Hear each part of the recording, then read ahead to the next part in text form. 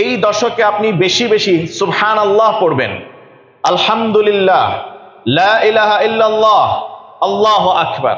নবীজি সাল্লাল্লাহু আলাইহি ওয়াসাল্লাম আল্লাহ সুবহানাহু ওয়া তাআলার কথা লিয়াযকুরু ইসমাল্লাহি আলা মা রাযাকাহুম মিন বাহিমাতিল আনআম, এই আয়াতের ব্যাখ্যায় তিনি বললেন যে এই দিবসগুলোকে আল্লাহ তাআলা তার জিকিরের জন্য, নামের সমুন্নত ঘোষণা করবার জন্য তিনি নির্ধারণ করেছেন। বিধায় ফাআকসিরু ফীহিন্না মিনাত তাসবিহ ওয়াত তাহমিদ ওয়াত তাহলিল ওয়াত তাকবীর, তোমরা এই দিবসগুলোতে বেশি বেশি সুবহানাল্লাহ পড়বে, আলহামদুলিল্লাহ পড়বে, আল্লাহু আকবার পড়বে এবং লা ইলাহা ইল্লাল্লাহ এই আমলগুলি করবে।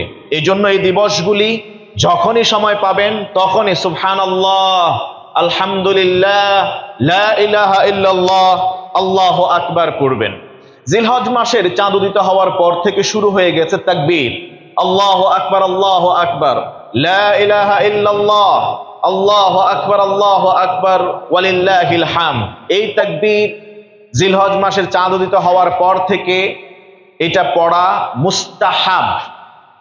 আর 9 জিলহজ ফজরের সালাতের পর থেকে 13 জিলহজ আসরের সালাতের পর পর্যন্ত প্রত্যেক 5 ওয়াক্ত সালাত আদায়ের পরে এটা পড়া ওয়াজিব।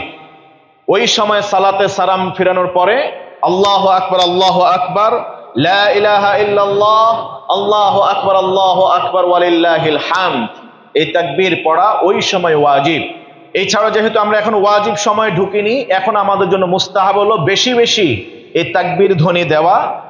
আব্দুল্লাহ ইবনে ওমর, আবু হুরায়রা রাদিয়াল্লাহু তাআলা আনহুমার মতো সাহাবীরা, বড় বড় সাহাবীরা একসাথ হতেন, যেখানে মানুষ দেখতেন সেখানে যেতেন, বাজারে যেতেন, হাটে যেতেন, মাঠে যেতেন, যেখানে যেতেন, রাস্তায় চলাফেরা করবার সময় সমস্বরে উচ্চ আওয়াজে তারা পড়তেন এই তাকবীর, আল্লাহু আকবার, আল্লাহু আকবার, লা ইলাহা ইল্লাল্লাহ, আল্লাহু আকবার, আল্লাহু আকবার, ওয়ালিল্লাহিল হামদ।